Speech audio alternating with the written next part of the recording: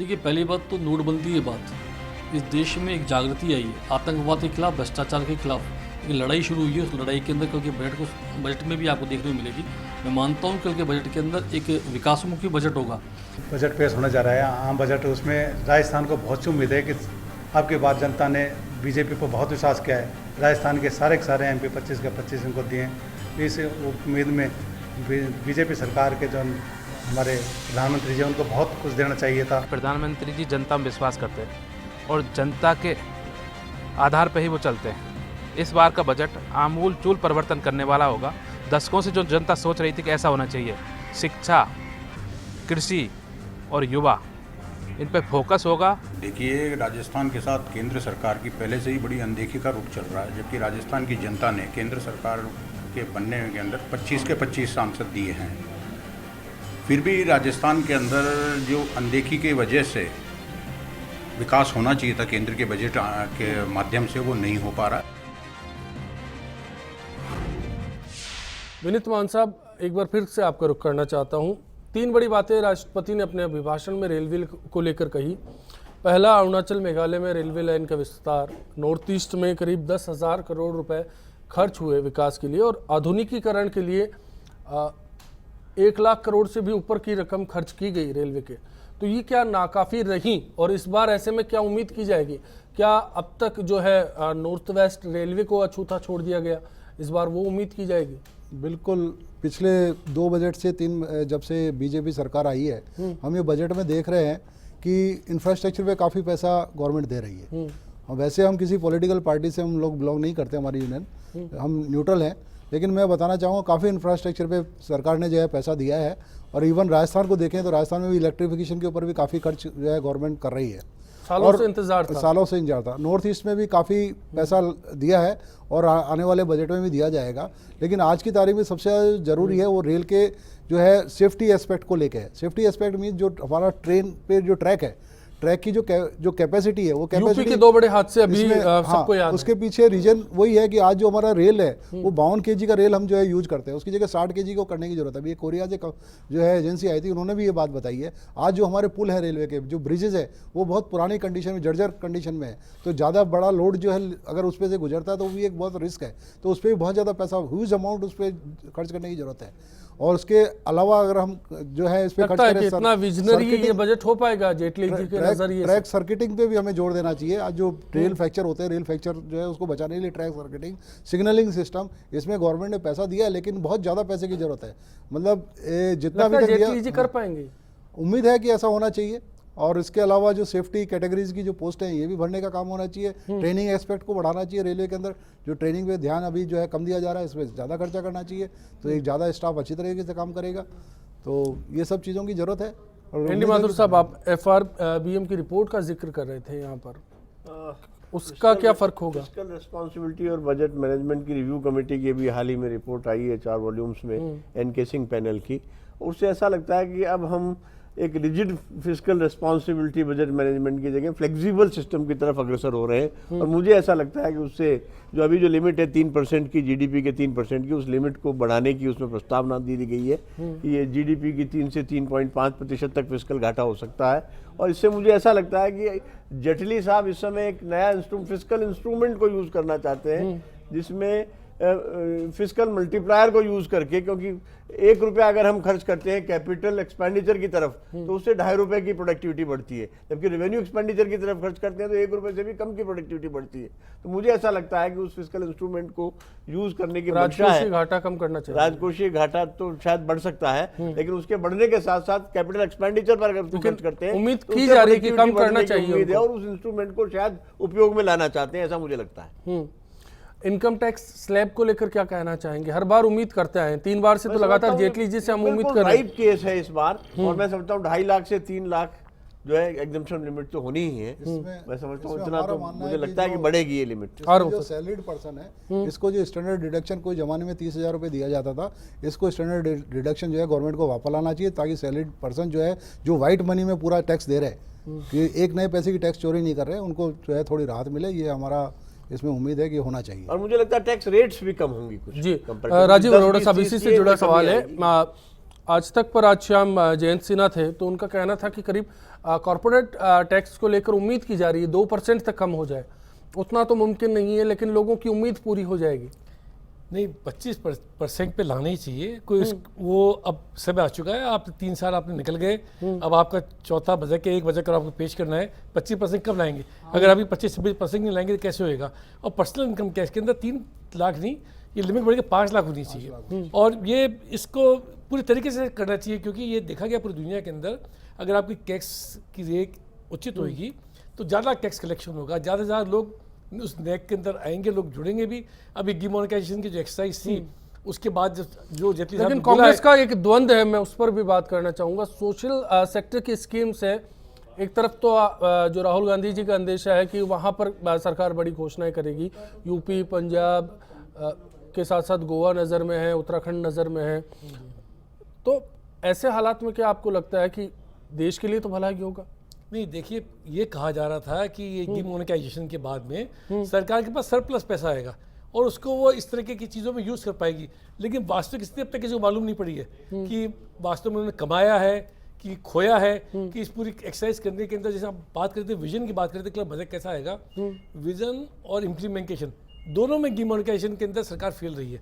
10 महीने की तैयारी के बाद अगर आप लोगों को अपना खुद का पैसा बैंक से निकालने के लिए नहीं दे पाए तो एक कंप्लीट फेलियर है, मशीनरी का कंप्लीटली फेलियर है। जो आपने सोचा था वो हुआ नहीं, और आपको बाद में बात बदलनी पड़ी कि ये इसका हमारा उद्देश्य था कैशलेस इकोनॉमी का था। तो अब सबसे बड़ी बात है, अगर आप कैशलेस करना चाहते हैं तो कल आपको घोषणा करनी पड़ेगी, कैशलेस ट्रांजेक्शन आप करेंगे तो उसमें इंसेंटिव मिलेगा।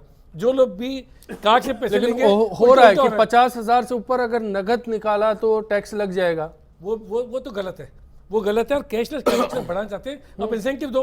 लोग कैश निकालेंगे क्यों, कैश खर्च क्यों करेंगे? उल्टा अभी भी दिक्कत हो रही है, जब लोग पेट्रोल पंप के ऊपर जाते हैं उसके ऊपर अगर एक्स्ट्रा पैसा देना पड़ता है, बार बार बीच में स्ट्राइक होती है, रोकना पड़ता है। क्यों नहीं, जब आप व्यापारी को 2% का इंसेंटिव दो कि आप क्रेडिट कार्ड से पेमेंट लो, आप डेबिट कार्ड से पेमेंट लो, आप ऑनलाइन पेमेंट लो। जब आप ये बात करना चाहेंगे तब आपका जो उद्देश्य पूरा होगा। एड हो रहा है मेरे ख्याल से। पंकज जोशी साहब इस पर कुछ रखना चाहेंगे? कैशलेस इकोनॉमी को लेकर आपकी क्या राय है? देखिए, मैं कह रहा हूँ, एक बात कहना चाहता हूँ। एक सेक्टर जिसको हम भूल रहे हैं, इंफ्रास्ट्रक्चर की बात करी थी। इंफ्रास्ट्रक्चर और रियल एस्टेट दोनों भी बहुत बड़ा जनरेशन करने का, जॉब क्रिएशन का माध्यम हो सकता है।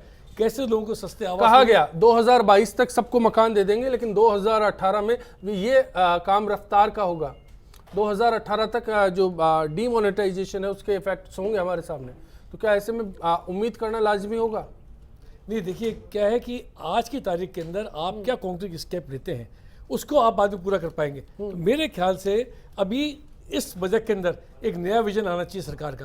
होम लोन सस्ता हो जाएगा, लेकिन कहा जा रहा है कि थोड़ी और सस्ता होना ही चाहिए निश्चित। अभी दरें गिरी हैं और गिर जाएंगी। और उसके साथ साथ एक जुड़ा हुआ सवाल और है, जिसके पास एक प्रॉपर्टी है और उसके बाद अगर दूसरी अगर मकान और है, तो ये पंकज जिससे जानते हैं उसको भी डीम टैक्स लगता है कि उसके बाद आप क्या कमा सकते हैं, जबकि आप उसमें टैक्स उस पर कोई रेवेन्यू अर्न नहीं कर रहे।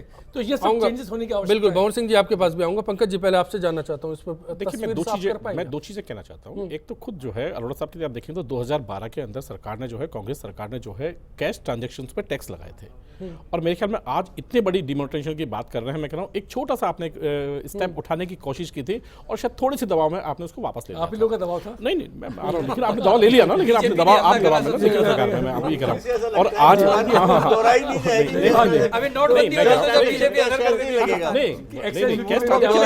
लेकिन मैं कह रहा हूँ कि कैश ट्रांजैक्शन एक अलग चीज है, लेकिन उसके बावजूद भी आज पूरे विश्व ने माना कि बहुत छोटे छोटे कंट्रीज ने जो है डिमोनेटाइजेशन किया, लेकिन वो सक्सेस नहीं हुई। लेकिन इतने बड़े देश ने जो है एक इतनी बड़ी स्कीम को लेकर के वो जो है सक्सेसफुल रही। दूसरी बात जो आपने कहा कि जो बेसिकली जो चीजें हैं, देखिए अभी रुक जाइए आप 2 मिनट रुक जाइए। सक्सेस रही है वो अभी जनता दूसरी चीजें जो है, दूसरी जो चीजें हैं, आपने कहा कि बेसिकली कि अभी जो बात की जा रही थी लगातार, मैं 2 चीजें आपको बताना चाह रहा हूं कि अब 2013 का यदि होम लोन्स की बात करेंगे तो होम लोन्स की जो रेटें थी वो 11% के आसपास थी। आज जो होम लोन्स की जो रेटें हैं वो 8.6 के आसपास आ गई हैं। तो ये एक इतना बड़ा जो है, बेसिकली आप डायरेक्टली नहीं कह सकते कि डायरेक्टली मुझे पैसे दे दीजिए। देखिए जो बेनिफिट्स हैं, लगातार जो बेनिफिट्स हैं वो लगातार जो है जो सिस्टम में है वो लगातार आ रहे हैं। 8.6% जो है आज की रेट के अंदर आप देखिए कि हाउसिंग लोन्स है, और वो और भी जो है इस टाइम पे बजट आएगा तो एक्सपेक्टेशन ये कि शायद और भी सस्ते हो जाएंगे। उसके साथ जो दूसरा डिपॉजिट्स हैं उस पे भी तो रेट्स कम हाँ, है ना, सर देखिए वो भी देखिए तो सर फिर वो नुकसान देखिए हुआ है। आम जनता को कितना भारी नुकसान सर हो रहा आप है। सर आप क्या डेवलपमेंट नुकसान करना चाह रहे हैं आम क्या कहना चाह आदमी रहे मैं हैं रिटायरमेंट पे नहीं आज अपने 10 लाख रुपए बैंक में डालूंगा, प्रोविडेंट पहले फंड मुझे पे जो था, 12% सर मैं उस पे भी आ रहा हूँ, उस पे भी आ रहा हूँ, मैं उस पे भी आ रहा हूँ, तो मैं नुकसान उस तो पे भी मेरा आ कर रहा रहे हूँ, हैं। मैं उस पे भी आ रहा हूँ, हाँ, इसमें जवाब चाहिए। मैं आ रहा हूँ ना नहीं प्रोविडेंट फंड इससे कोई 8.8% छोड़ी रेट पे आ इसमें थोड़ी गए। देर है। चलिए चलिए जवाब सुन लेते हैं। पंकज जी बताइए बताइए, दोनों पर देखिए, बताइए। जहां हाँ। पर ये था आज आपने कहा कि बेसिकली कि जहां पर यदि आप पिछले 2014 से लेकर के यदि आप देखेंगे तो जो बेसिकली कैपिटल मार्केट की रिटर्न्स थी, जो सिक्योर रिटर्न्स थी, चाहे वो एसआईपीज की हो, चाहे वो बेसिकली म्यूचुअल फंड्स की हो, और चाहे बेसिकली कैपिटल मार्केट में ट्रेडिंग्स की हो, आपकी जो एवरेज रिटर्न्स की है वो 15% 16% से ऊपर है। अब आप दोनों चीज चाहते हैं कि बेसिकली बिजनेस आ रहा हूं वो रिटर्न अनसिक्योर्ड है, सिक्योर्ड सर, रिटर्न की फिर आप सर कह रहे हैं हम सर, बात फिर आप वही कर कह रहे रहे हैं, हैं सट्टेबाजी में आप सिक्योरिटी गवर्नमेंट नहीं क्या? चाहते, हम- मैन्युफैक्चरिंग नहीं चाहते, हमें- नहीं, हमें- आप सट्टेबाजी में क्या सिक्योरिटी है? वो एक हाइपोथेटिकल उदाहरण देता हूँ, आपकी सर, सरकार ने क्या सुनो बात कर सुनो रहे हैं? सर, आप सुनो, मैं आप सीए मेरे एक बात बताएं। सर बहस को जो है सवाल है सवाल है आप ही की बातों से आप- नहीं कर मैं रहा। आपसे आपकी एक बात सवाल से उठा रहा हूं, नहीं एक कर रहा। मिनट। मैं आपसे एक सवाल पूछ रहा हूँ, आपकी सरकार ने 5,000 करोड़ रुपया पीएफ का शेयर मार्केट में लगाया, कितना प्रॉफिट करा आपने उसमें? कौन सी सरकार जीरो जीरो कहां पर लगाया? शेयर मार्केट में लगाया। कौन सी सरकार ने? भारत इसी सरकार ने किसका? पिछले साल 5,000 करोड़ मुझे- पीएफ का मुझे पैसा। नहीं लगाया, अगर आपको मुझे- नॉलेज नहीं है तो लेके आओ। नहीं आप इकोनॉमिक अरे बैठे भाई साहब, भाई माथुर साहब, इकोनॉमिस्ट आपने क्या नहीं करेंगे? हम बोला। पीएफ के मजदूर अरे हैं। बैठे था नहीं किसका 5,000 करोड़ भविष्य आपकी निधि का सरकार ने पैसा लगाया। बीमा सर, सेक्टर में आज आपकी सर, सरकार ने 5,000 करोड़ लगाया, जिससे सर मैं बताता हूं जीरो आपको। बेनिफिट हुआ सर, है। मैं बताता हूं, मैं मैं एनडी बताता हूं। ये knowledge सुनिए, आप नहीं रखते। एनडी माथुर साहब के पास आना चाह रहा हूं। मैं बात एनडी माथुर साहब के सुनिए, पास आना दो चाह मिनट, रहा एक मिनट मैं हूं। बताता इसी हूं। बात को एक क्लियर मिनट, करना है, इसी बात को सुनिए, क्लियर करना है। सुनिए, हाँ। अब मेरी बात सुनिए। हाँ। देश ने एलआईसी ने पिछले बार 1,40,000 करोड़ रुपया कैपिटल मार्केट के अंदर क्यूआईपी के थ्रू और डायरेक्टली इन्वेस्टमेंट के थ्रू लगाया। सरकार के दबाव में वो नहीं लगाना अरे चाहते। सुनिए तो सही आप, वो नहीं लगाना कहाँ चाहते। 5,000 करोड़ की बात करते हैं, सरकार बता रहा हूं दबाव डाल आपको। रही है। सुनिए, एनडी सुनिए, माथुर आपको साहब, क्या एनडी बात माथुर साहब करते हैं, तस्वीर क्या रही है? मजदूरों के एनडी लिए माथुर साहब, दबाव डाल भंवर रहे सिंह जी हैं। और पंकज जी दोनों को रोक रहा हूँ। पंकज जी प्लीज, फिर क्या बात कर रहे हैं? पंकज जी आ रहा हूँ, पंकज जी आपके पास भी आ रहा हूँ। माथुर साहब हाँ, 1,000 करोड़ रुपया कोई बहुत बड़ा अमाउंट नहीं है। नहीं, लेकिन हुआ क्या? नहीं, हुआ उसमें फैक्ट की क्या बात है, हुआ? फैक्ट हम की ये बात कह है। रहे हैं। एनडी क्या माथुर हुआ? साहब आपको मिला क्या क्या? हुआ? 5,000 क्या हुआ? सर, सरकार इनको के पहले द्वारा लड़ाई करी क्या और रही पहले- तस्वीर? कोई बड़ा अमाउंट नहीं है ऐसा 5,000 करोड़ रुपया, और अगर हमें उस मिला पैसे क्या? को मल्टीप्लाई लेकिन करना उसका है रिवर्ट क्या मिला? तो multiply लाभ के करने मकसद लिए से किया गया। उसको, जो है नहीं, सरकार ने ये मार्केट कहा में था, लगाना पड़ता हमारे है। अर्थशास्त्री सर, मैं उन्होंने देखिए, कहा बहुत बड़ा मैं बता मुनाफा रहा हूं, होगा। सर मैं बता रहा हूं, शेयर मैं बता रहा मार्केट में हूं। जाने देखिए, से भंवर सिंह आगे जी, और investment भंवर सिंह करेंगे। जी, आप- भंवर वही सिंह श्रम जी, मंत्री को कहना भंवर सिंह पड़ा जी, जो चेयरमैन भंवर सिंह है जी, कि ये घाटे का देखिए, किसानों अब हम नहीं भंवर करेंगे। सिंह जी, भंवर सिंह जी, फाइनेंस मिनिस्टर ने कहा भंवर था सिंह जी, क्यों? भंवर सिंह जी, जोशी जी, एक मिनट, जोशी केंद्र जी, सरकार जोशी जी, एक एक भी केस में, जोशी मैं आपको जी, कह रहा हूं, जोशी जी, 2014 से पंकज जी गिर लेकर गए के एक भी केस में पीपीएफ में फेल नहीं है। जोशी फिर जी, कह रहा हूं आपको, जोशी जी, चलिए क्या होगा? सुनिए, उम्मीद की बात करें, अब सुनिए, उम्मीद की बात सुनिए, करें। ब्रेक पर जा रहे हैं, ब्रेक के बाद लौट रहे हैं तुरंत। लोकतंत्र की व्यवस्था में बजट अलग प्रक्रिया है और अलग अलग राज्यों में अलग अलग जो चुनाव है वह अलग प्रक्रिया है। माननीय प्रधानमंत्री नरेंद्र जी मोदी बार बार ये कह रहे हैं और सभी जो पार्टियां हैं उनसे अपील भी कर रहे हैं कि इस मुद्दे पर हमारा साथ दिया जाए कि पूरे भारत के अंदर एक साथ चुनाव कराया जाए ताकि ये जो समस्याएं बार बार नहीं आए।